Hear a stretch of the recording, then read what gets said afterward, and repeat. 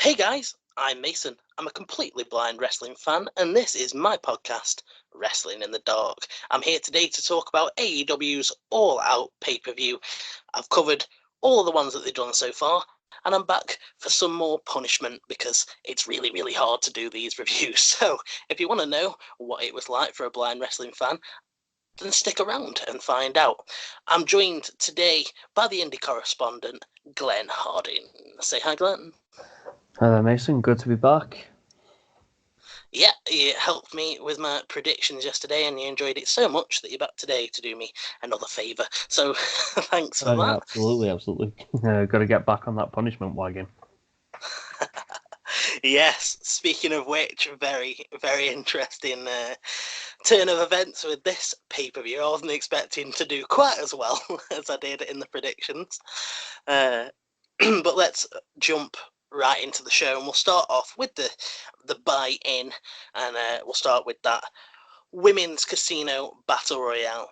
So I enjoyed this one. I find these hard to keep up with, these Battle Royales. I've always found multi-man matches hard to keep up with, which is something that will come back to haunt us a little bit later on in the show. But I did still enjoy this, and there were some pretty good spots, but it was just sort of, in the end I gave it a 4+ match because I don't know why. I just, compared to the rest of the card, I didn't feel like it was anything too special. I think it was more or less just a bit of a showcase, and I think they did that fairly well.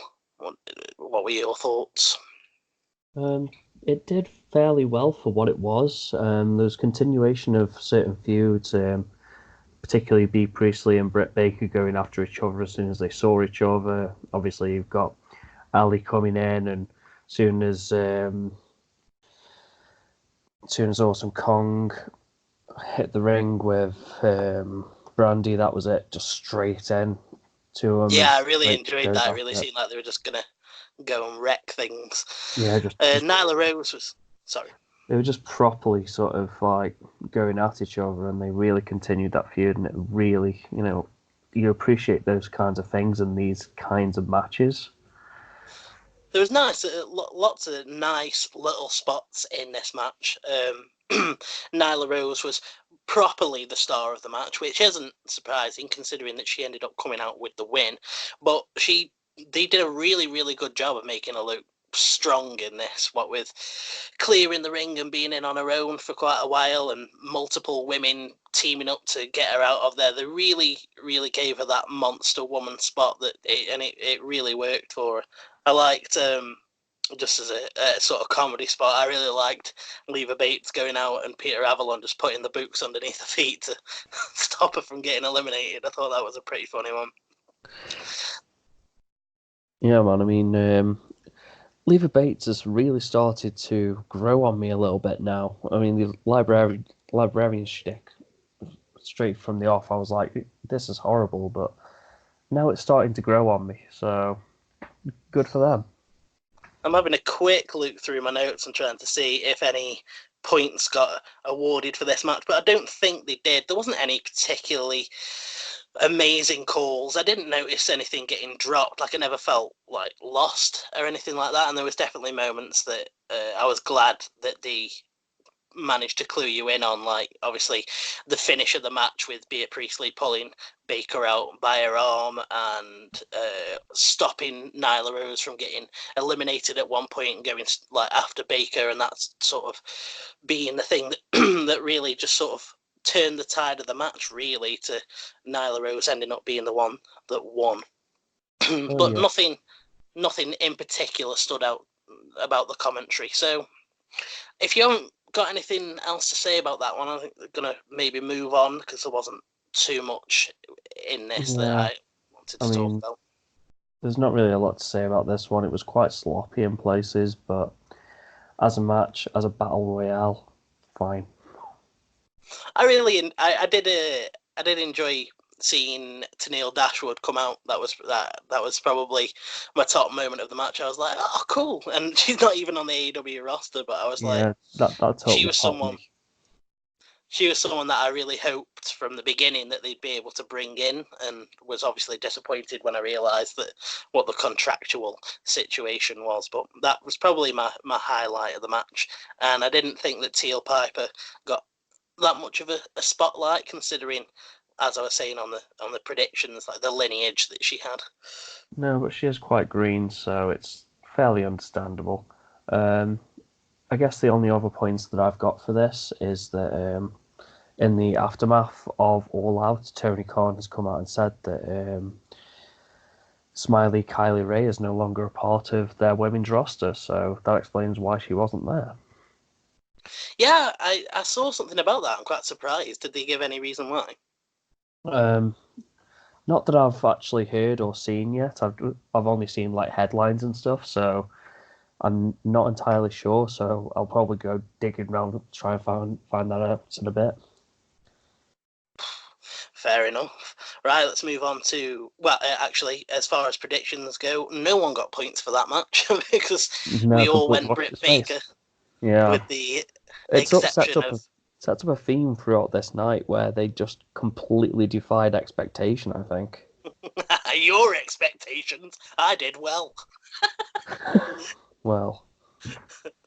Yeah, so let's get down to the second buy-in match, which was Private Party versus Jack Evans and Angelico. Really, really enjoyed this match. This was sort of the start of a run of matches where I was just like, that was great, that was great, that was great. Because they all just sort of went, I hate saying all out because it's the pay-per-view, but they really did just go all out with these next few matches. And this match in particular, I thought made Private Party look really good. I thought the commentary was really, really on it with saying who was tagging in and out and what was going on. I'm sure you could see in my notes that I've got, a fair few spots written down for this one, which is more than can be said with some matches on this card. Yeah, absolutely. I mean, this match really impressed me. You could tell fairly early on that Private Party were going to go over, but they really did give Jack Evans and Angelico a lot of offense in this match as well. And they really came off as, everyone in this match came off as a star, don't get me wrong, but Jack Evans and Angelico losing again, and then obviously the aftermath of that, it was top notch. I really enjoyed the fact that they weren't happy with that loss. I will admit that they tricked me with this one, the commentary, because they were talking about how much Angelico and Jack Evans needed that win, and I was like, okay, so they're going to win then. But they actually managed to trick me with that. Mark Quinn really stood out for me in this match with the spots that he was going for, hitting them shooting star presses. I'm just trying to find in my notes now. I think he hit a shooting star press at one point, and Escalara just could not believe his hang time. Was just really freaking out about it, and I thought that was really cool. I enjoy when they get excited, but also still tell you what went on, because later on in the night, there's there's spots where they get excited and they don't tell you. Whereas in, I find as a blind fan, when you're watching these sorts of shows, takeovers, main roster pay-per-views, and now these sort of AEW pay-per-views, the commentary seems to like really be into it at first, and they're all over it, like they just say every little move, like even if it's just like a straight right to the face, they'll still say it. Whereas in later on in the night, it sort of comes down to maybe not saying as much as they could do. But I really enjoyed this one because I felt like they were just all over it. I never felt like I missed anything. Yeah, they really called a good match here. I think that later on in shows, especially shows as long as this one, they do get fatigued, and they need to find a way to sort of fight that, I think. Yeah, you can't really be surprised. I mean, just going from me who does the podcast, it's really hard to talk for a long time without getting tired and confused. I mean, I literally have you on here helping me, which I'm glad about, because I'm trying to read my notes as we're going along with this, and it's just not working. Because of how long these cards are, like, you get these 2 matches out of the way, and I actually make a couple of notes, but the documents get so long that it's like it gets really hard to scroll through and find the right place, and talk back like works less and less as the bigger the file gets. So it's just I really don't know how I'm going to do these bigger ones on my own, and that's why I've got you in to help me today, because it's just I wouldn't even know how to, like, say, if I'd have had to do this tomorrow or something like that, I have no idea how I would have tackled any of this on my own, because it was it was a long card. I'm trying to access some of the notes that I've got for this Angelico match, but it's just it's really not cooperating with me. Also, break down your notes. You've got here, like, when Angelico goes for the springboard, but no one was home, Quinn tags out and Cassidy hits the flying dropkick immediately.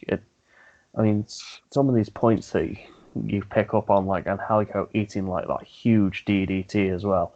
It's quite clear where you pick up the big moves in a match, and it really does help you to know the story of the match.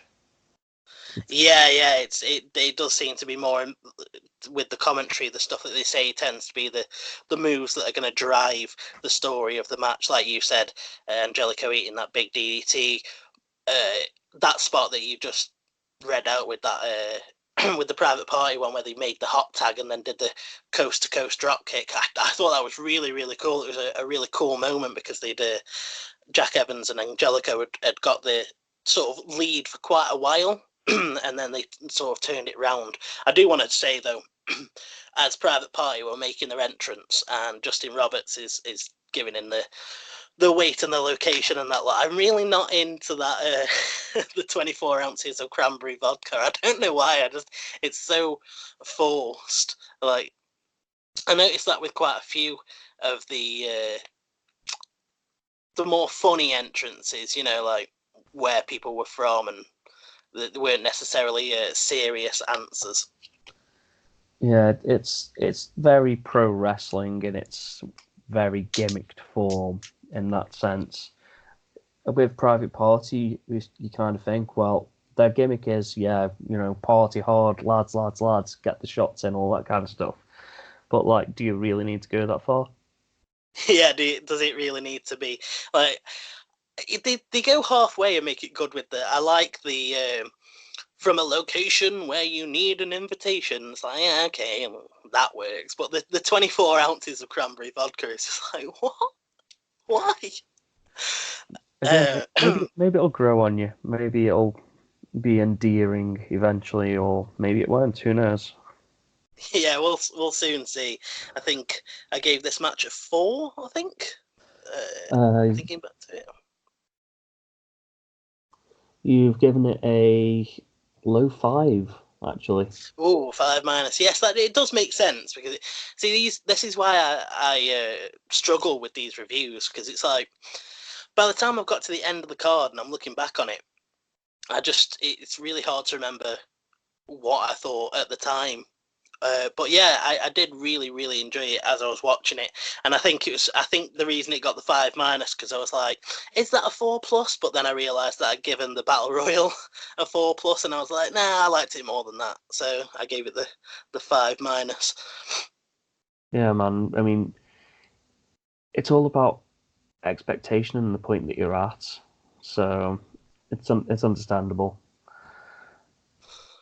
Right, the next one, the start of the main card, we got the 6-man tag. It's SCU versus Luchasaurus, Jungle Boy, and Marco Stunt, which they renamed the Jurassic Express. At this point, just to catch you up with predictions, me and Dan pulled one ahead with that Private Party match. So I was like, yes, Private Party, you're my new guys. Thanks for that.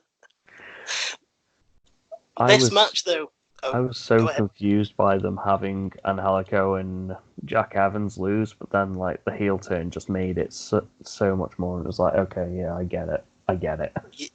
Yeah, the unsportsmanlike attacking Private Party after the match. Oh yeah, like they just left those guys in a pile. So So the Jurassic Express versus SCU, really, really enjoyed this match. I'm not sure how many notes I'll have actually got down about the match, but I actually thought more than anything, the story of this match was really, really great.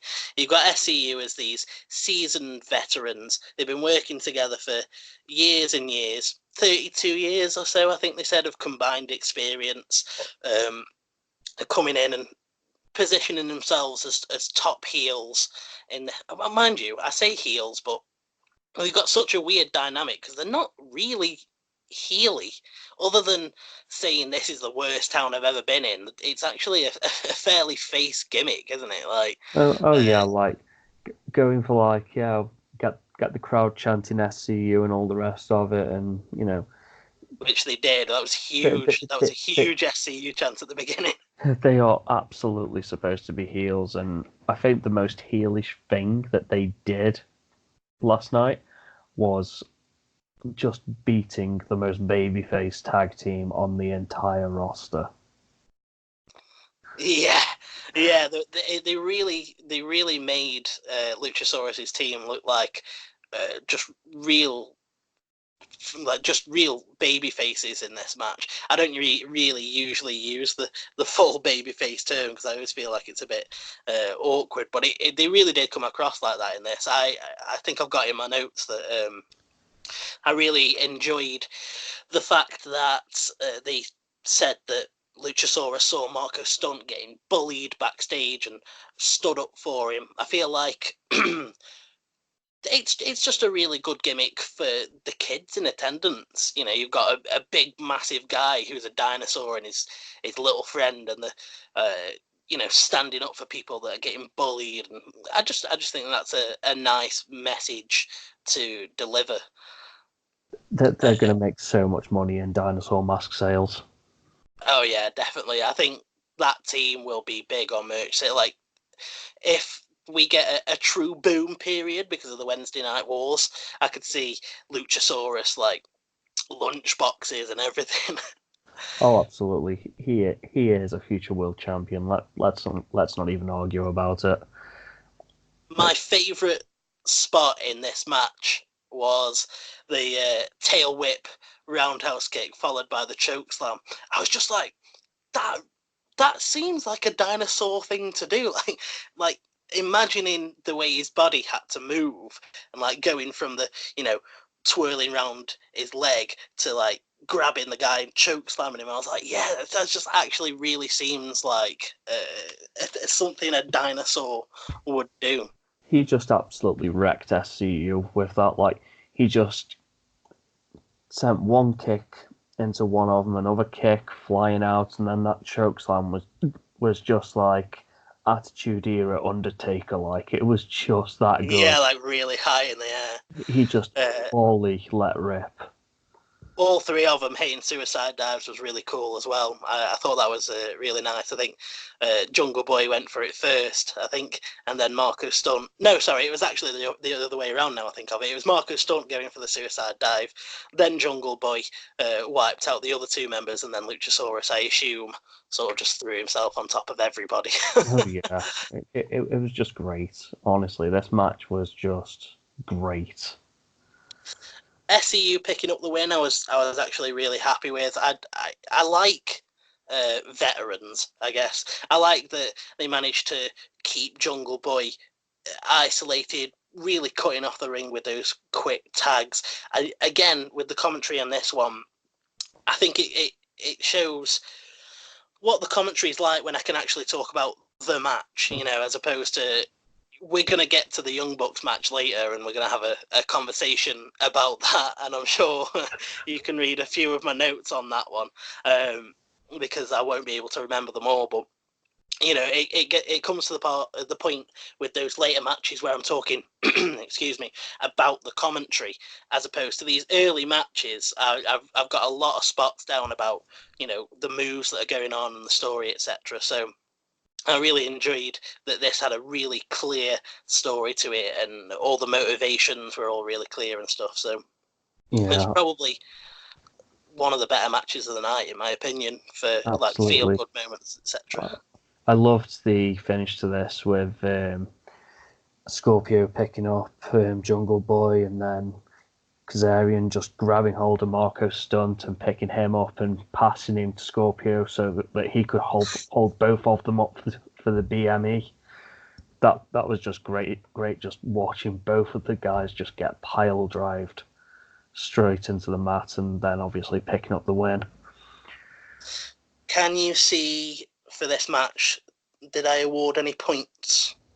You didn't make any notes about any points that were awarded. So I don't think I did.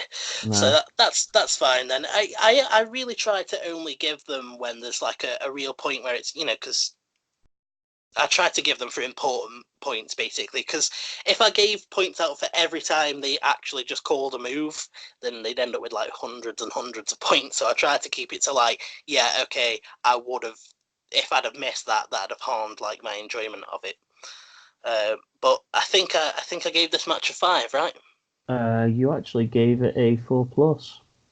God, see, this is the it's like the after effect when you go back and think about it. Like, I'm thinking about it now compared to the rest of the card. I'm like, oh, I actually really enjoyed that. And I think the brilliant thing is, I think if I was doing it on my own, I think I'd have bumped it up to the 5. So you're keeping me honest. Yeah, definitely. But I pulled ahead in the race for predictions champ in this one because everyone thought the Jurassic Express was going to win, and I thought they were going to give it to SCU, and they did, and I was like, yes, come on. I was getting really happy about it. For anyone who doesn't know, who didn't watch the predictions, there's a lot on the line here. Gustavo Gama is the WITD champion, so the actual championship is at stake. My friend Dirty Dan has put the moniker of Dirty Dan, which he loves, on the line. And finally, with Glenn, whichever one of us loses has to watch Raw and SmackDown, which I hate Raw and SmackDown because the commentary is really bad, and Glenn just hates WWE in general. So. I just hate the product. It's just a bad product. If the product was better, I wouldn't have a problem. But it's just so bad by comparison to what's out there. So let's get to the next one, which is my probably favourite match of the night. Oh man, Joey Janela, Darby Allin, and Jimmy Havoc in the Cracker Barrel clash. You've missed man, oh man, was this? You have missed the match. Yes. Oh. Next up was Kenny Omega versus Pac. Yeah, of course it was. That just feels like it should be later on in the film. Yeah, me too. I was like, really? You're putting it here? I can't believe that I've just skipped over that. I think it's just because it feels like it should be later on in the card. It's just sort of just forgot that. 1 second, all my talkback's going mad at me. Yeah, sorry about that. Yeah, it feels like it should have been later on in the card, but let's talk about that. Oh, Kenny versus Pac. I loved this match. It was fantastic. And I got everything that I wanted out of it too. I really wanted them to play up the doubt that Kenny might be feeling, and what it might mean for his future if he loses, and not preparing properly for Pac and making mental mistakes throughout the match. And it was just really, really great in terms of the storytelling. There were some great spots as well, but like the story in itself, I was just like, wow, that was great at the end of it.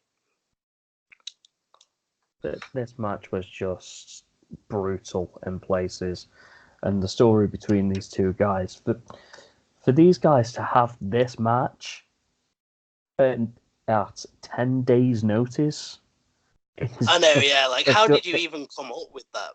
It's testament to how good both of these guys are, and I don't think that Pac gets anywhere near the credit that he deserves Oh at no, all. definitely not. After I mean, seeing this match, Kenny gets all the credit in the world. He is the best wrestler in the world today. Let's be honest here, but Pac just does not get enough credit for the weight that he pulls. it's becoming a true pattern, isn't it, of these guys that were completely misused in WWE, and I say this as a WWE fan, these guys that were completely misused coming in, being turned into absolute stars, even in just one night. You know, Sean Spears comes in, hits Cody over the head with a chair and becomes an instant star. Mox comes in and attacks Kenny and becomes an instant star. And now Pac comes in, has this match with Kenny, and again, he just comes out of it as an instant star. The amount of punishment that he was taking from Kenny, eating V-triggers to the jaw, and it's so hard. Those Snapdragon wanna, suplexes are brutal, man. Absolutely yeah. brutal. You want And to run down a couple of the notes that I might have for this? so, first off, all the way through this match, we had the story of, did Kenny leave his wrestling heart in Japan? That was Which a great line. Well, now, that were they referring to his win streak or Kota Ibushi there? yeah, I totally thought this all the way through. Well, he did leave his heart in Japan, let's be honest. But like, in terms of, you know, his wrestling heart and his passion for it and his ability to actually come out with wins. And this is just, you know, this is a huge story that they're going to have to start pushing now. And I don't want it to turn into another Kenny Omega heel turn. He has been face for, what, a year? And I don't think that they've got enough mileage out of Kenny Omega as a face, but he is so much better as a heel.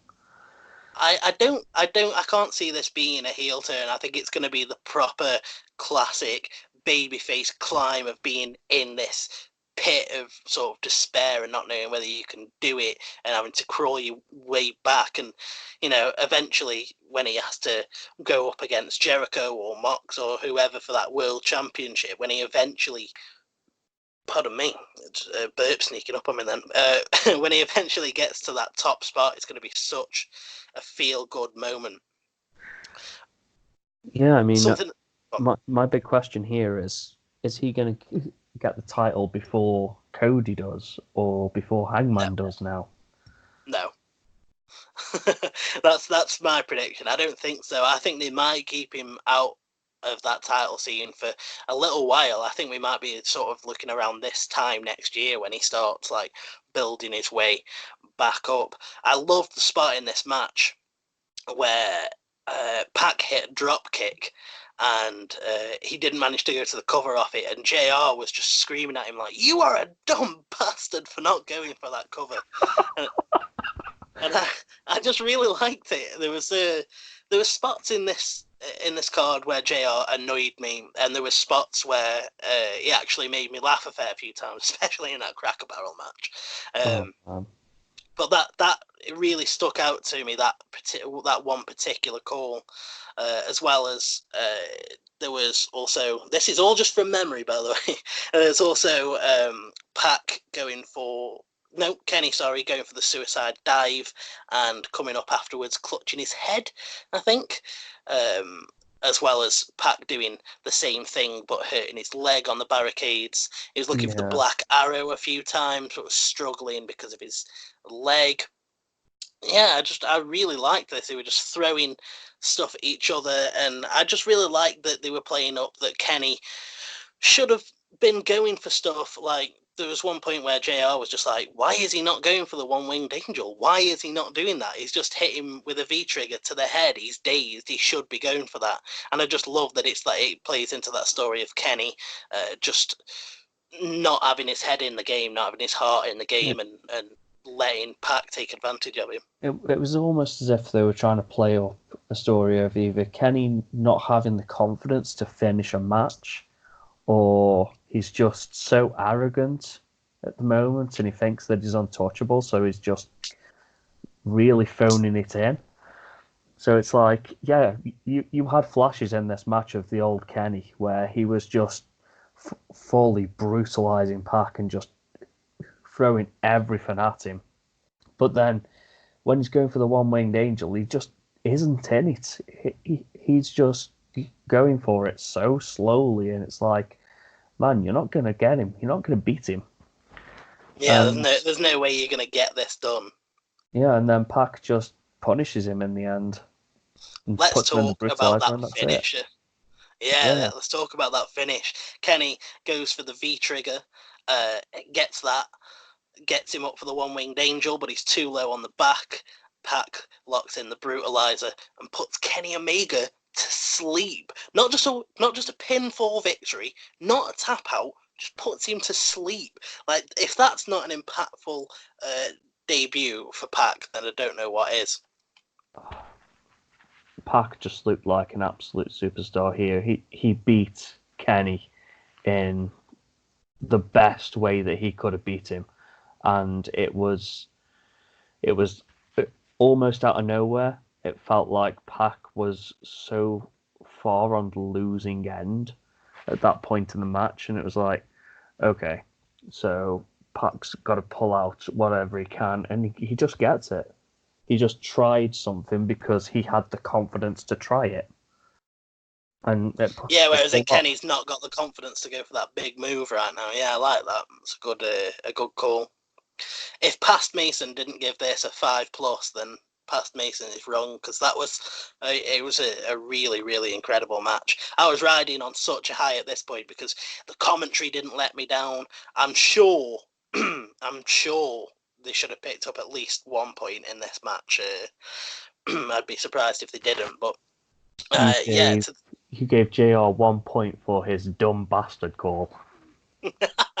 That might be one of the first times that JR's ever earned a point off me. Like, I haven't been scoring for long, but I don't. That might be one of the first positive things that I can think of that JR's called. No, JR's a good commentator when he has the chance to really get in the zone and make his I want to say funnier calls, like back in the day when he's like, oh, it's a slobber knocker or whatever. He's great. Yeah, well, you can keep that in mind, because we're going to talk about JR soon. I've got some issues coming up, but is it the Cracker Barrel match next? It is the Cracker Barrel clash next. let's talk about this match. My God, what a match! It's just ridiculous, the stuff that these three are willing to do. Let's just run through a few of the spots here. The Jimmy Havoc comes in, he immediately gets out of the ring, starts digging underneath, pulls out a table, pulls out a staple guns himself. he just looked like he was just trying to out crazy the other two in this match. Yeah, that was mind games with him, saying, "I'm not scared. Give me the pain." He just made a beeline for the weapons, and he made it that way. So he's like, right, we're gonna get here eventually, so let's just do it now. Yeah, these three, it's just like watching a video game match. It's just like watching three guys who are like busting a couple of beers, and they're like, oh, let's see what crazy shit we can do together. Each other. This match would only have been crazier if Cactus Jack and Terry Funk were in it. Darby gaffer taped Jimmy Havoc to a chair.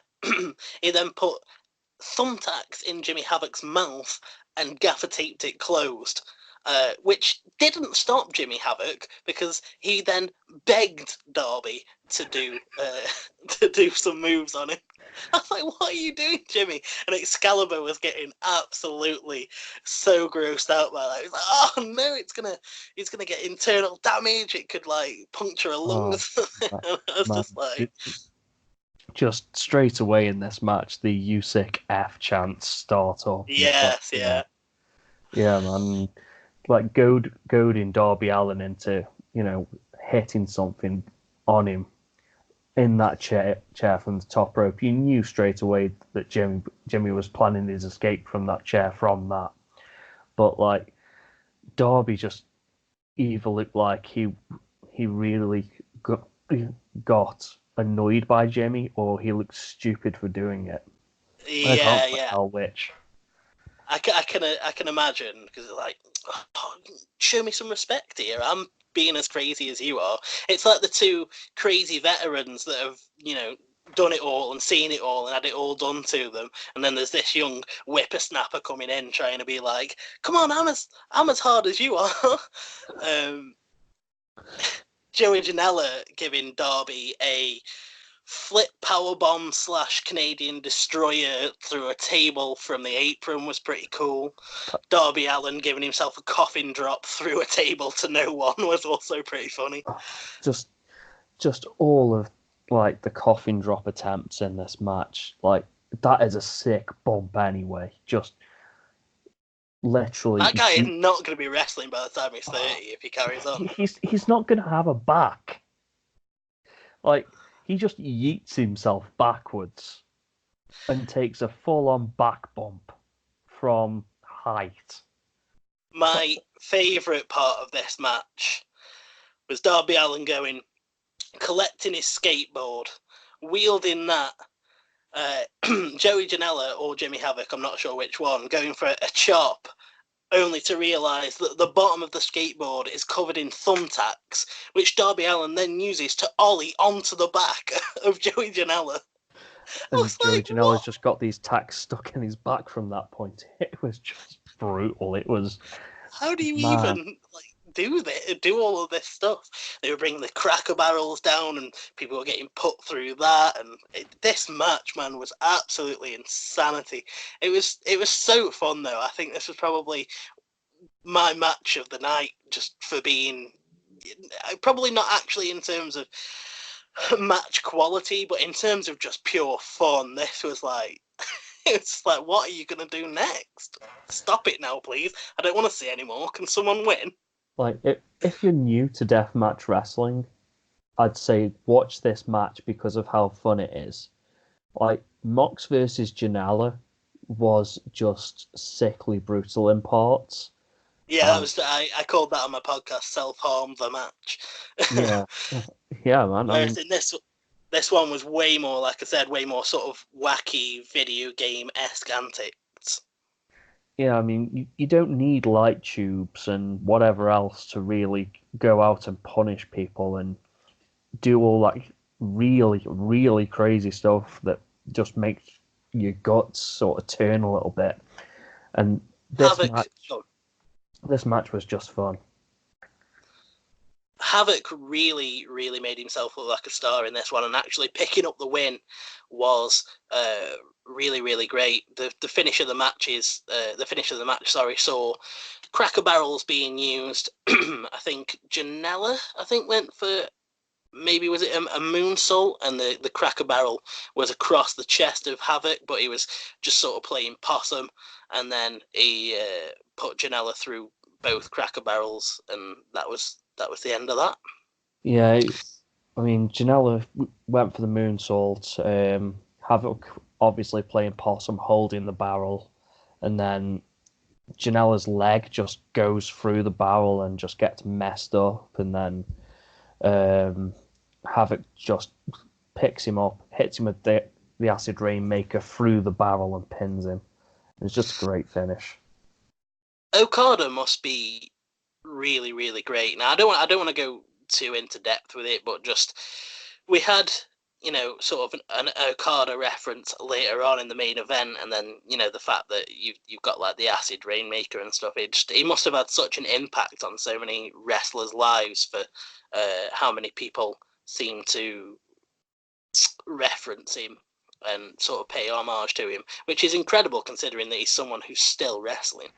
Oh yeah, I mean, Okada is just that great of a wrestler that he must have done.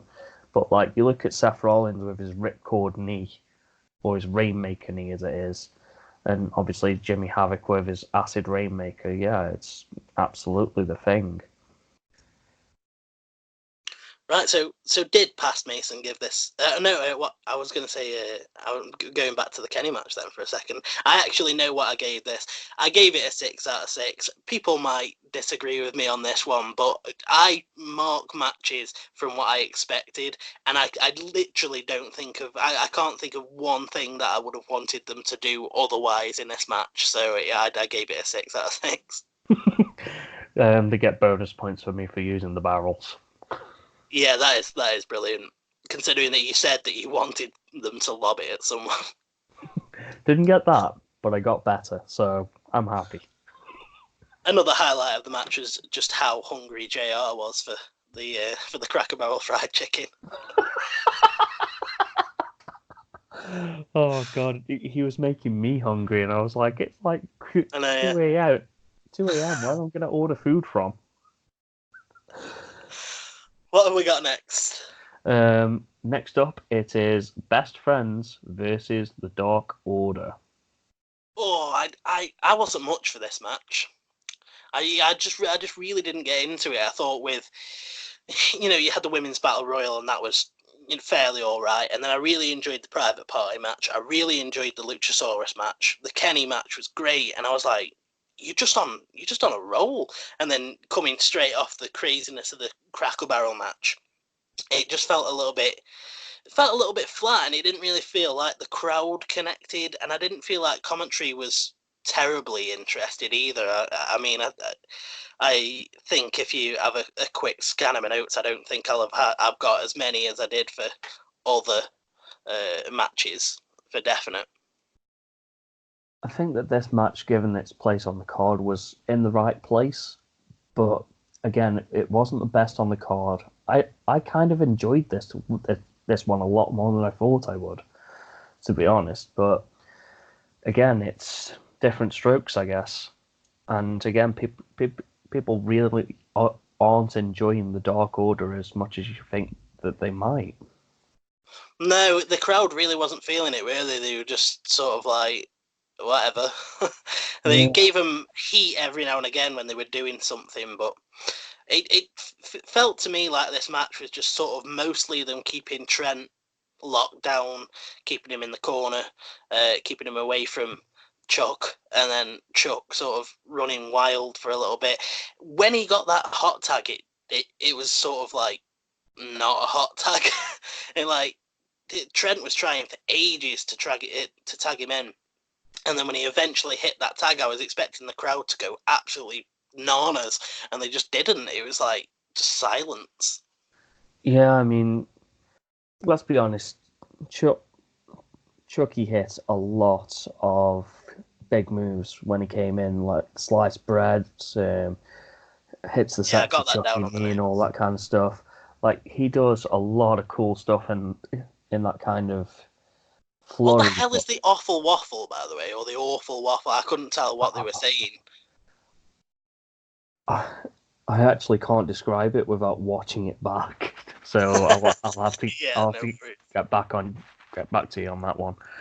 But yeah, there's. If anyone thinks they can describe that down in the comment section, feel free. This definitely felt like one of the slower matches, and obviously, Chuck gets hit again, gets taken out again, and eventually ends up back on top, tags in Trent, and we have more tag team offense from the Best Friends until finally the Dark Order started to get back on top. Go for the fatality, but once on Trent, get stopped, but eventually they just do it anyway, and they just win. You remember a lot more about this match than me. I think if this had been like a normal review where I was like stopping between each part and looking at my notes and stuff, I think I'd have probably had more to say about it. But with me not being able to access my notes, it just didn't really stick out for me. And the one thing that I remember is the post match angle.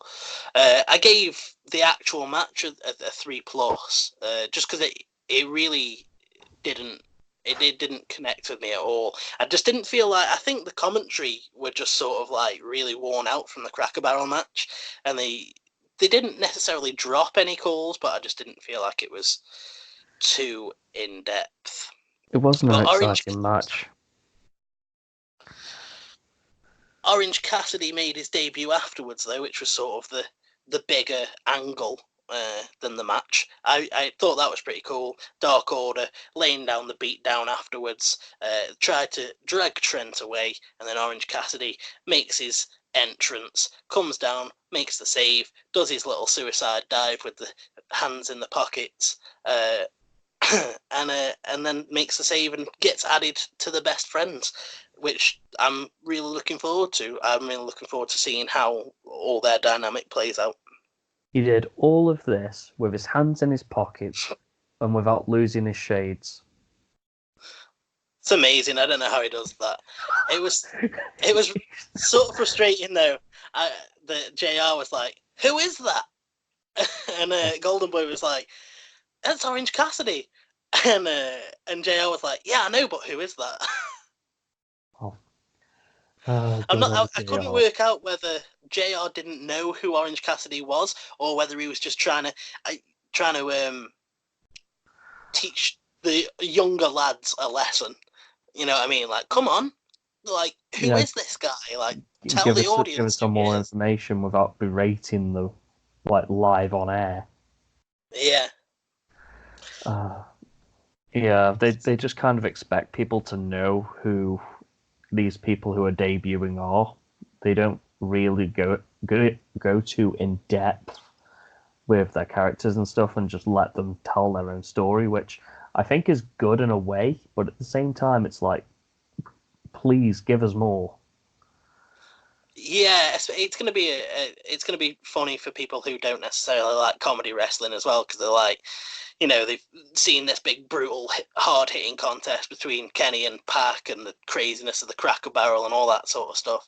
And then they get this, and they're like, who's this guy doing suicide dives with his hands in his pockets and shades on? Like, I don't get it. But I actually quite like it. I've sort of come round to comedy wrestling recently, which is sort of funny. I'm not sure why. It's different tastes, and sometimes it just takes the appreciation of something different, because you get so much of this brutal stuff or so much of the high flying stuff that it's like, I need to taste something different now. Yeah, wrestling has different genres, and Best Friends versus Dark Order just sort of fits into the horror comedy genre, I guess. Absolutely. I mean, I've already said before to you that if you've ever watched the Step Brothers film, Best Friends are basically the Step Brothers from that. That's I need to watch that. Right, let's move on from that one. What have we got next? Next up is Riho versus Hikaru Shida, which was a number one contenders match. Just have a quick scan through that and see me complaining about JR in my notes while I like break it down a little bit. I enjoyed this match. I thought it was actually really, really good. The opening moments I gave Escalara a point for, because he called it absolutely perfectly. It was just chain wrestling back and forth, and I couldn't possibly tell you what happened, but it was just, you know, it's just all that good chain wrestling stuff, like into the front chancery and then round the back and hammerlock and, you know, all that all that sort of stuff. But I thought he called it absolutely perfectly. But as I'm sure Glenn will have seen now that he's had a quick scan of the notes, I was not a fan of JR in this match at all. It was really, really frustrating me how much he was picking up on the size of Riho. I understand why, but I also felt that it buried her. The way that he talks about some of the women and women's wrestling is very much of the time that he comes from. And that's what really grates me sometimes. Like, he can talk up Britt Baker and say how good she is as a wrestler, but when he sees like a pretty little thing like Riho, it's like, oh, she's tiny, she's got a tiny waist. And, like, leave the aesthetics alone. Tell us more about why she's good at taking punishment and still getting up. Talk about Exactly, yeah. how she's brave and how she's so bold to continue. Her heart is bigger than her waist, folks. I was like, shut up, JR. I think that probably is the place where I took JR's point away. I gave him one earlier, and I took it away. He's now back to 0, while Excalibur flying high on 4. Yeah, I know, that's crazy. I was like, I'm not gonna lie, I'm such a big Nigel McGuinness fan that as Excalibur was like sort of closing in on that sort of 15 to 20 mark, I was like, you better calm your roll, Excalibur. Yeah. Yeah, like I said, it really frustrated me. Like, I know now that Riho is £98, and I don't feel like I should know that. I get what they were trying to do, because in the end Riho is going to pick up this victory and she's going to go ahead against Nyla Rose, who was doing double choke slams and stopping herself getting eliminated in that battle royale, and they're like trying to build up that difference. But I feel like you can do that without sort of burying how big she is in her size. Like, there was the point where Hikaru Shida was trying to get Riho to the outside, but she was hanging onto the ropes. She hits a double stomp to the sternum and drives Hikaru Shida into the barrier. And I'm like, that's a brutal spot. That's really cool. I really enjoyed that. But then 2 seconds later, JR's going on about, oh yeah, driving her weight into the midsection of Hikaru Shida, all 98 pounds of it. And I'm like, why would you do that? He did the same thing with 1 second, I think something's just gone wrong. Yeah, he did the same thing with Jack Perry. Jack Perry, I don't know why I called him that. I think it's because JR does it. He did the same thing with Jungle Boy, where he was talking about his size and the fact that he needs to put on mass, and the fact that SCU were outweighing him with the mass and stuff. And I'm like, JR, this is not the day and age where it matters about the weight class, because we're just not in that world anymore. I can't remember if he did or didn't, but I'm pretty sure that he was on the announce team for the triple threat at one of the WrestleManias. I can't remember which one it was, but it was the Randy Orton versus Kurt Angle versus Rey Mysterio match where Rey won his first world title in WWE. I'm sorry, you can hear that. I don't know what's going on. The microphone seems to have stopped working. Now it's playing the sound out loud. Oh, for God's sake. Don't worry about it too much, man. I mean, on my end, I'm getting sound through speakers rather than through my headphones. So yeah. It's still going to be fine. Yeah, I don't know whether it'll be picking up the noise of you coming through the tablet. Sorry about this, people. Technical issues. I don't know why it's doing this. Am I still coming through with good quality? Yeah, you're still good quality, man. Just play through it. Yeah, just going to have to, aren't we? Yeah. I mean, back on track. If he called that match where Rey Mysterio picked up that title and he's still going on about how Riho is 98 pounds and, only 98 pounds of a double foot stomp, I don't care. I don't want to take 98 pounds falling on me from height. No, definitely not, no. I would hesitate to say that I'd want a pound falling on me, to be honest. Never mind 98 of them. Well, yeah, it's still going to be like an oof to the stomach. So, yeah, absolutely. It shouldn't matter. And again, I'm not sure how many people will pick up on this, particularly casual wrestling fans who would have watched the show, or watch a wrestling show. But in general, they don't call how much the women entering the ring weigh. No. And that's for a very good reason out of societal politeness. Now, for you to then go and say throughout a match how much one of these women weighs, that's like, okay, so you've got a rule to say, don't ever call how much a woman weighs entering the ring. They don't have their weigh-in when they have, the build-up to the match. The men do. So then you call how much she weighs in the match. Just don't do it. Yeah, now unfortunately, because it bothered me, we've spent so much time talking about it, but there were some really cool spots in this match, though. I liked Riho going for the 619 and getting reversed by Hikaru Shida, I think, into a backbreaker. I think. It's really hard when I can't look at my notes to think of these things. But again, Riho hitting those leaping knee strikes as well. One to the back of the head at one point. I really enjoyed that. But then I did miss the finish of the match. Did she win by a roll up? Yes, it was multiple roll ups, and then eventually Riho just manages to get the free and just put her away. It's going to be interesting to see what they do with this Riho versus Nyla Rose thing, to be honest. I think had it been Riho versus Britt Baker, I might have backed Riho, but I think with what they've done with Nyla Rose, I can't see them putting Riho over with that one. Especially not after JR's just buried the shit out of her with that 98 pounds thing.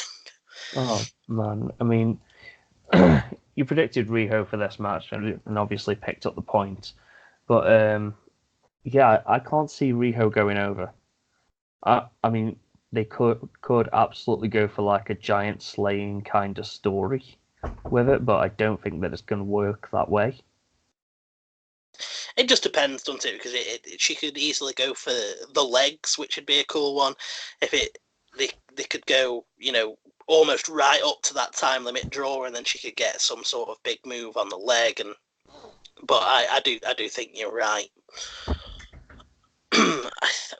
What did I give this match? I'm trying to think back now. You gave it a 4+.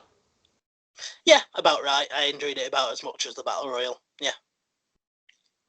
Yeah, it was an okay match.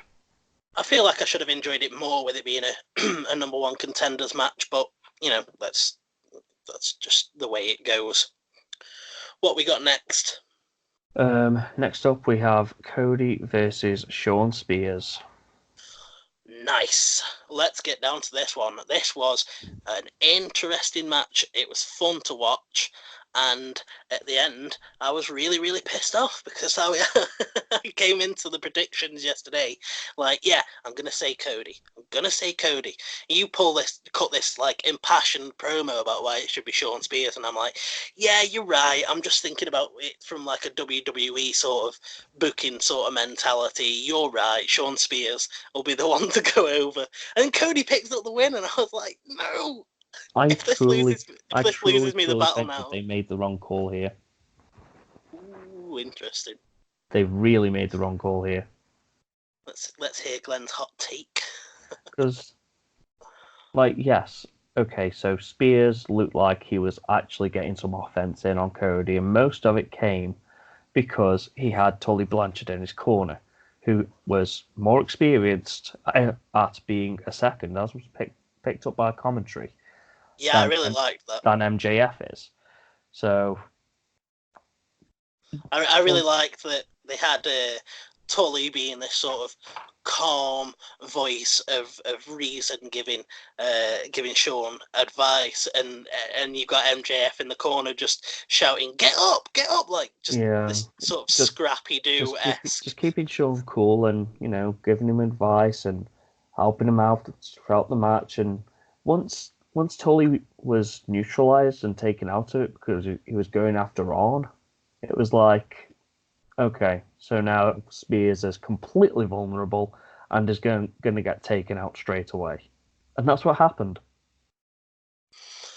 I think it's an interesting one because I get why you think that Spears should have won, but I think that just trying to set Cody up as a really, really main player, and I know that people don't like that because of the WWE thing, but he at the end of the day, for all intents and purposes, I think people think of Cody as the face and the leader of AEW, and for that reason, I think keeping him strong is probably a really good idea. I actually didn't mind the finish to this match at all because it basically was a dusty finish, like I said that it would be. It all just got so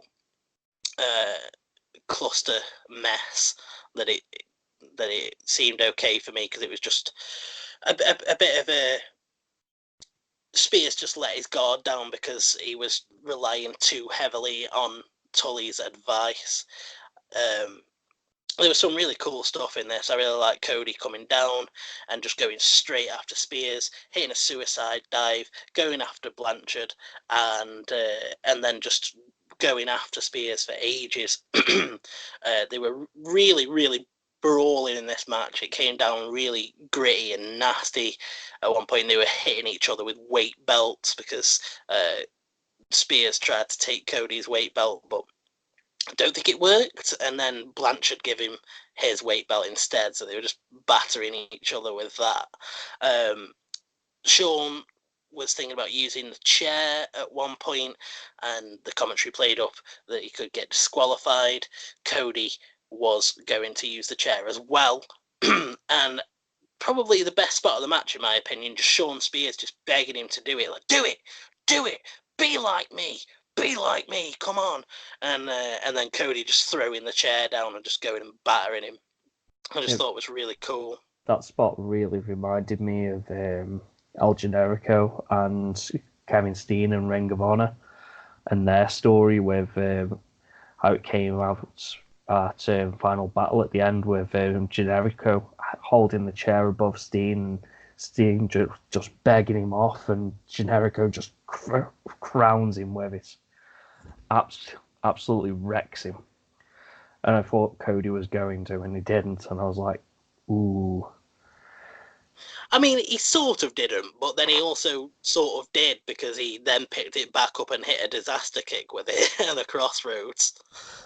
Yeah, he sort of did, but not in the way that was going to be satisfying. No, or in a way that that Sean Spears would be like, "Oh, you're just like me." Yeah, he definitely stopped that. He still deserves a hell of a bad beating later down the line, and I'm not sure who's going to give it to him. I don't think this will be over. I don't think Sean Spears will let this one go that easily. To be honest, I wouldn't be surprised if we saw more of this. As Cody was coming out and they were playing up who was going to come out, I was like, God, imagine if he just came out with Tessa. Like, we've seen that they're willing to work with NJPW, with Impact, with Tenille coming in. So I was like, oh God, imagine if Tessa Blanchard just come out now. Like, that'd be great. This Cody's like, it's not Brandy, it's not MJF, it's your daughter. Deal with that one. I really like that finish on this match as well, where obviously Cody's picked up the win. MJF's coming into the ring, and as he's doing so, he's got a chair in his hand. I'm not sure they played that up on. They didn't play it up on commentary. You would have missed it completely. But MJF, for a second, looked like he was just gonna go ape. What, on Cody? Yeah, and he just drops the chair and hugs him in the end. So it's building. Why would commentary not play that up? Don't know. That is really, really frustrating. Like the fact that I'm being told that after the fact, which is a really big story part. I mean, I thought that they might have some tension, but I thought it was going to be because he didn't choose him. Like at the beginning of the night, MJF got asked by the interviewer, like, what if he doesn't pick you? And MJF was just like, of course he's going to pick me. Call me later. Which I thought was absolutely great. But I thought that Cody was just going to end up picking Brandy and MJF was going to get like annoyed about it. But yeah, that's really frustrating that they wouldn't point that out. Yeah, I mean, I was disappointed that they didn't call it and didn't call attention to it, so I'm not sure if it was supposed to be a thing that we were supposed to see. But the fact that we have seen it, and the fact that MJF's body language in those few seconds sort of dictated that it was coming. It's coming. Do I have many notes for this one? Have I got anything down there that we haven't really talked about in the match? We don't really have anything down that we haven't talked about. We've talked about Orn coming down. Obviously, he hit a huge spine buster on Spears, and Spears was just freaking out in the ring afterwards, like body spasming and really selling it. So Blanchard couldn't believe it. I thought that was great. Yeah, Blanchard so just couldn't believe that his former ally had sort of betrayed him. It was crazy. If we've tackled everything, we'll move on. Then, what did I give this? Let me guess. Let's see how well I know myself. I feel like I'd have given this one a 5- as well. You did. Yes. I know myself well. What's next? Next up, we have the Escalara de la Muerte. The Young Bucks versus the Lucha Brothers. Yeah, we do. I hated this match, man. I hate these Young Bucks matches. This match was just... It was as crazy as I thought it'd be. Like, I get it. And I get why it's really fun to watch. And in the early moments, I actually thought that they were going to do pretty well. Because, as people were springboarding up to the ladders and all that sort of stuff. It was they were actually sticking on top of it, like the Lucha Brothers hitting double spears through double tables and etc. etc. They were actually coming up with good calls, but just I'm sure that you'll see with a quick scan through those notes, I just slowly got more and more frustrated because it just got to the point where honestly it got main roster WWE levels of bad for me in this match with the commentary. It just got to the point where it was just the sound of crashing and the commentators going, "Oh, that was great, did you see that?" And it's like, no, I didn't see that. Please just tell me what actually happened, because I'm starting to get to the point where if I could just skip this match, I would. I honestly I really feel like everyone sort of just deserves -2 in this match, because if I minused everyone, if I gave minuses for all of the dropped calls in this match, I think everyone would be at like -5. But I didn't know who to blame, so I've just said that everyone sort of gets a -2 for this because there were so many dropped calls. Do you want to read a couple of them notes that I've got down to show people how frustrated I was getting? I think the one that stands out to me is where you're saying that Nick and Phoenix put corresponding older brother through tables with mystery dive moves. Yeah, that was really frustrating.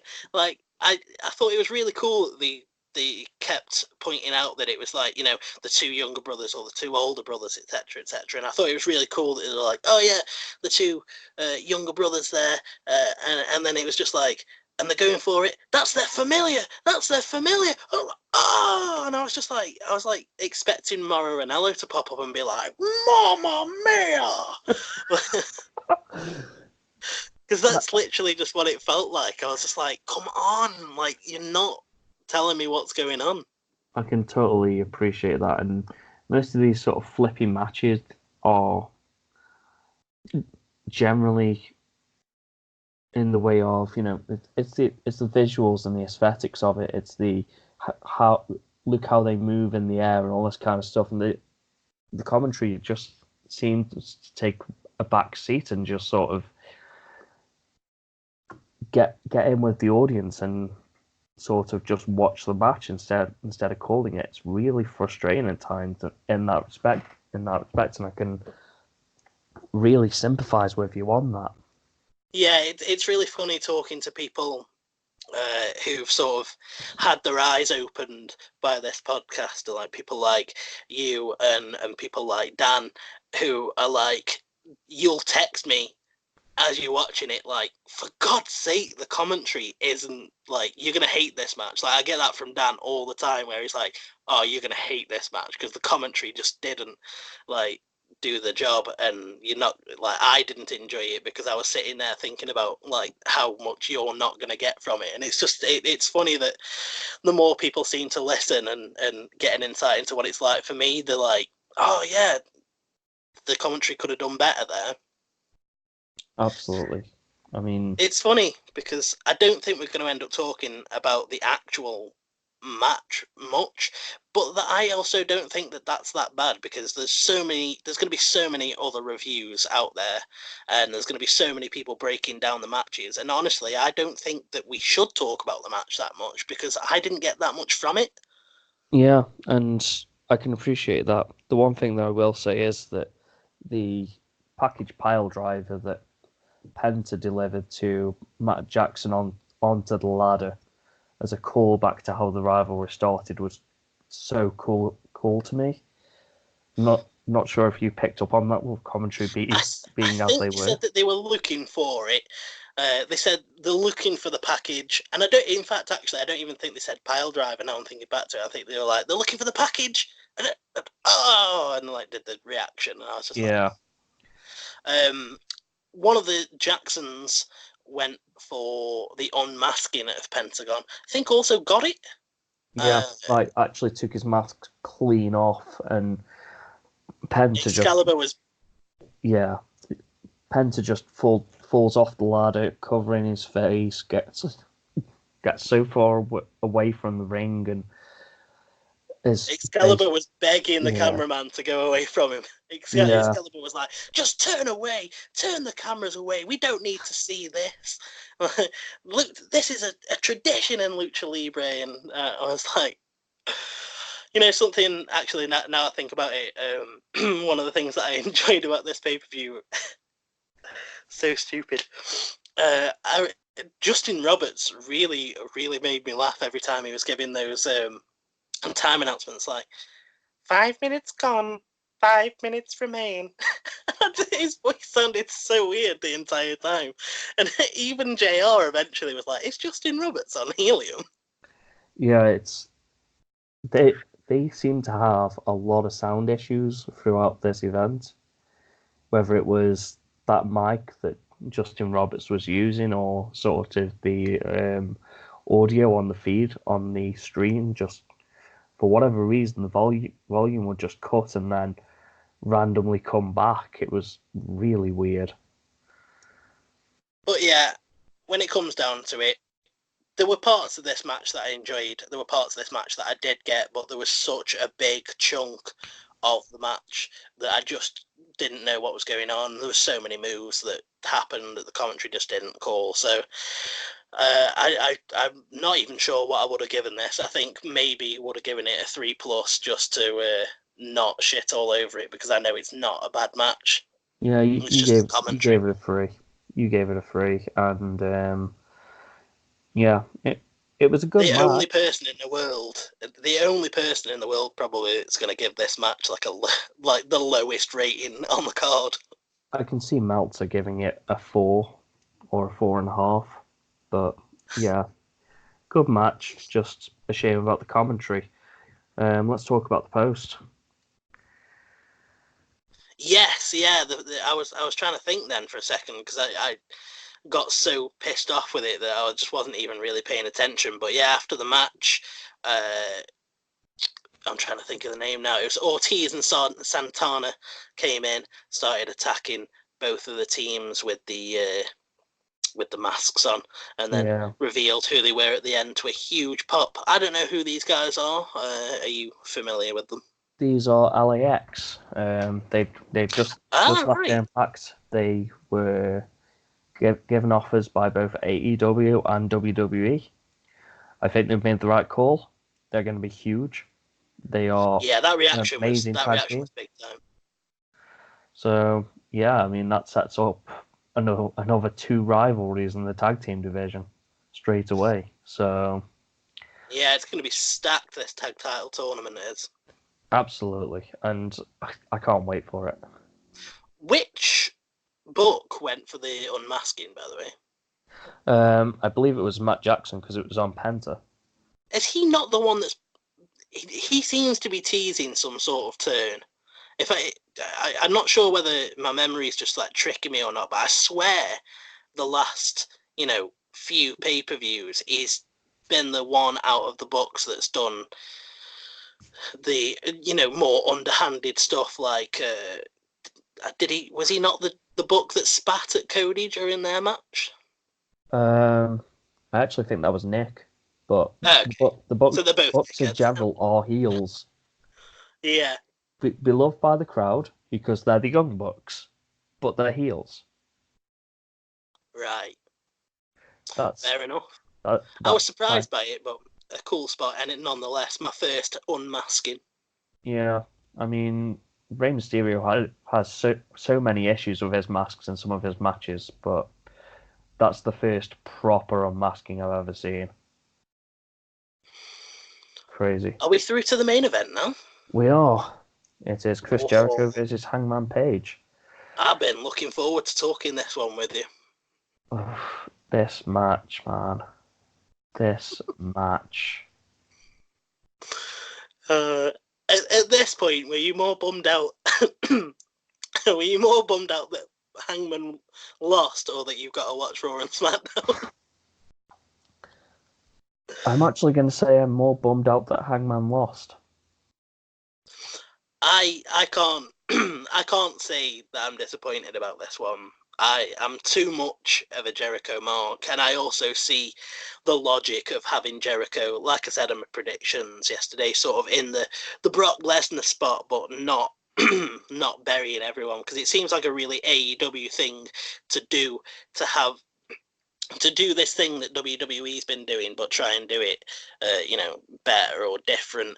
So the fact that Jericho is going to be holding that title, we'll soon see come October 2nd whether he manages to hold it for long or whether he's on TV every week. It's going to be really interesting, but I really didn't think that this one made Hangman look bad. I thought that he really looked good coming out of this, and just speaking as someone that Hangman hasn't connected with very well, I actually thought this match got me round to sort of caring, and and I did pop huge though when he hit the Judas effect. I'm not a sporty person, and I don't particularly mark out when I watch things, but I really wanted Jericho to win. So in the end, when he hit that Judas effect, I sounded like a man watching football. I was like, yes. That elbow was going to be the most protected finisher in all of wrestling come this time next year. The nickname of Painmaker was absolutely brilliant. I was like, that is absolutely brilliant. Justin Roberts introduces him, brings it like it's coming down. It's like the Painmaker, and I was like, yes, that's brilliant. Man, he's had that nickname now since he was going up against Okada, and I'm so glad that he's kept it because it just suits his character. Yeah, it really does. This match was great. I really, really enjoyed it. It had some really nice spots. Jericho just really, really came across as the veteran, the believes in himself and knows what he's doing. He came out with that goal of like he has to win, or his legend is over, and I think that made him look really desperate and vicious and really methodical in this match, and I really, really liked that, because I know that WWE Chris Jericho is somewhat methodical, but this match, he was like, as soon as Hangman went to the outside and Jericho sent him into the barricade and he hurt his elbow on the barricade, that was it. It was just zeroed in for the rest of the match then. That was it. It was just going after his arm and his shoulder. And then later on in the match, he starts going after his leg. And I'm like, oh, you're just picking this guy apart. And Hangman going for the buckshot lariat quite a few times. I actually thought we were going to call the finish of the match because we talked about him going for that buckshot lariat and getting hit with the Judas effect, and towards the end of the match, I was like, he keeps going for that buckshot. That's what's going to happen. He's going to get hit by the Judas effect. I so thought that was going to happen as the actual finish, and I'm kind of glad that it wasn't completely signposted as being that. But at the same time, I'm like, what if it actually tries to do that? But then that's the WWE thing to do, I guess.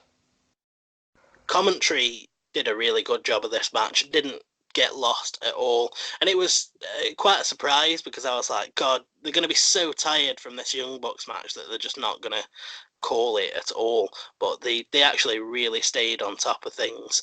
I really liked Hangman going for the buckshot and then hitting that Deadeye and Jericho kicking out of it. I couldn't believe it. When he hit the Deadeye, I was like, that's it. Hangman's won. Bloody hell. And then Jericho kicked out, and I just couldn't believe it. I was like, right, if he gets hit with the Judas effect now, it's done. Like, I knew from there that I might be right in saying that Jericho was going to go over. Jericho at the moment looks like he is just unbeatable. Yeah, I think it's great. They've put him in this position, and he's only had 2 matches now, and he looks absolutely unbeatable. He's a star for this now. Yeah, I mean, it's great. He's this reinvention. He can just keep going forever. Honestly, And have him wrestling when he's 100, and just have him hit one move every match, and he just wins. Seriously, yeah. You could do that with him. You could do that with Chris Jericho.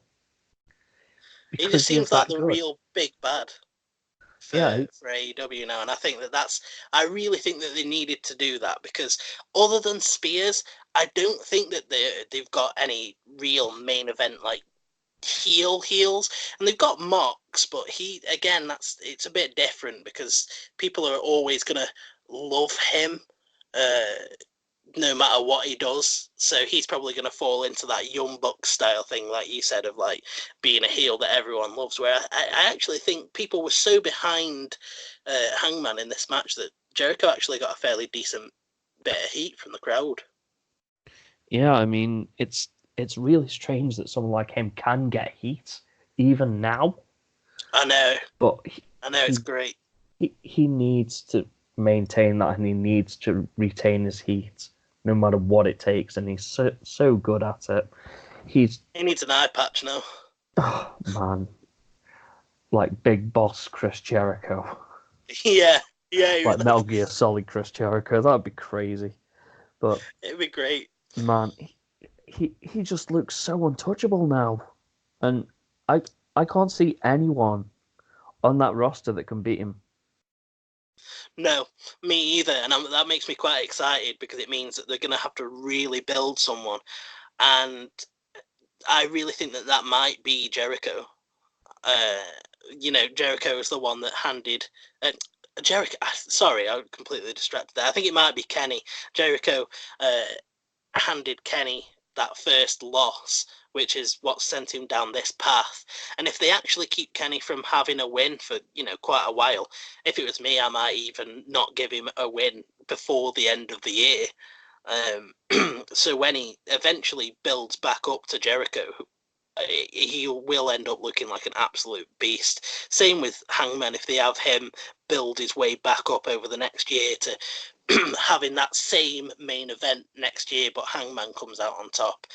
Hangman will look like a real hero. I think that's why putting Jericho over for this one was like the smartest move, because whoever beats him is going to be such a huge babyface at the end of it. Oh yeah, they're going to create a real hero in this company with whoever beats him, whether that's Kenny or not doesn't really matter at this point. Kenny's already made, but it's really strange to me that they're trying to almost recreate him, which is a really strange move. But again, it'd be great if they do it. Yeah, I like it because it feels to me like they're not trying to rely on his history with Japan and trying to form a new character, like a new AEW Kenny. Yeah, instead of just going for the cleaner Kenny that was so popular in New Japan, but at the same time just looked like this huge, massive heel. I think that they need a lead babyface, and I think that Kenny could be that. Me too. But like the actual, lineup of challengers now for Jericho, Cody, maybe. Yeah, Cody would be a nice one. Mox would Pac. be pretty cool as well. Pac would be really cool. I don't think that he'll take the title, but I could definitely see a Pac Jericho match, and that'll be really, really good. I think that what's going to have to happen going forward is keeping Jericho off TVs, but have him at every pay-per-view. Yeah. Yeah, they announced another one now as well, didn't they, during this show? Full Gear or something like that. Yeah, Full Gear ready. See? Jericho's going to have the eye patch. Yeah, I think that... I do think that they need to do the Brock thing with Jericho in hindsight now, but do it better in that he shows up for every pay-per-view instead of being like Brock and showing up for maybe 2 or 3 a year. No, he needs to show up for everyone, and I still think he needs to be on some TVs as well. I don't want that World Championship not being there. Even if it's just a promo from him, they need to do something, because I don't want that World Championship not to be there. Because then they have to do what main roster did, where they have to try and find stories at the top end of the card that aren't based around the World Championship, which doesn't really work. Where they have to turn the Intercontinental title into a proxy for it. Yeah. And give it to Seth Rollins so that he can be the face of the company. It's like, you've got a world title, why doesn't he have it? Have I got any notes down of any big spots that we haven't really talked about? Not particularly. I mean, it's all just little moves. It's little bits and pieces and calls throughout the match. So yeah. Yeah, so I think we're coming to the close then. I really, really enjoyed this match. I like I said, I didn't feel lost at all. I always felt like I knew what was going on. I knew which parts of the body Jericho was going for. I knew that he was bleeding from the eyebrow from the discus elbow that Hangman kept hitting. Hangman was hitting shooting star presses that Jericho kept getting his knees up for, etc., etc. I just really, really enjoyed this. I thought that Jericho came across as a true veteran, and as a huge Jericho mark. I was just really, really happy with this one. Yeah, it was a great match. It was a good close to a good show. Honestly, it gets a thumbs up from me, despite having to now watch Raw and SmackDown. Yes, I know. Yeah, let's run down the prediction scores with that. If I remember rightly, I come out with 5. Yep. Dan come out with 4. Gustavo comes out with 4, and I come out with 3. So not only did I beat you, but you did the worst. You're the indie correspondent. You should have done the best here. The 2 WWE guys beat you. Like, me and Dan have only ever really watched WWE, and we actually managed to do this. I was going down the line of sensible booking and completely missed the fact that AEW likes to surprise the audience. Yeah. Every single time, one way or the other. So, for the first time since I created it, the extremely heavy WITD championship is mine. I can't believe it. Gus has had that championship since its creation, and I'm just really happy to have gotten it, as well as stripping Dan of his dirty name. You're no longer Dirty Dan. You are just Dan.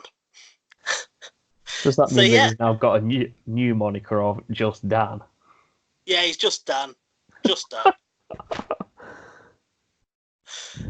But yeah, I've really enjoyed this, man. It's been really good running it down with you. It's been a lot less stressful than it would have been if I was trying to do it on my own. So I really appreciate you doing this, and you're always welcome to come back anytime for these AEW AEW shows. And if anyone's interested in seeing, I really have to stress the fact that if you want to see someone who hates WWE reviewing the entirety of Raw and SmackDown, check back with the channel, because Glenn's got to do that. And I'm telling you, Glenn hates WWE. So I'm going to really enjoy uploading that to the channel. Do you want to tell everyone how sad you are that you've got to watch it? I'm devastated, honestly. I mean, it's just such a bad product, man. I mean, who knows? Maybe I'll enjoy it. Maybe I can't I'll wait to enjoy see it. your sanity levels. I can't wait to see them afterwards. Oh, we'll see. It'll never be as bad as -5 stars, but Yeah. it's Right. something. We'll bring things to a close. So if you've got any thoughts on All Out or on this episode of WITD, drop them in the comments section. We'll have a talk about it. If you want to hear Glenn reviewing Raw and SmackDown, and you want to hear me talk about future wrestling, possibly NXT UK in the coming future, subscribe and come back for more. Follow me on Twitter at Mason_WITD, Facebook Wrestling in the Dark public group, and I'll be dropping my Discord server down at the bottom.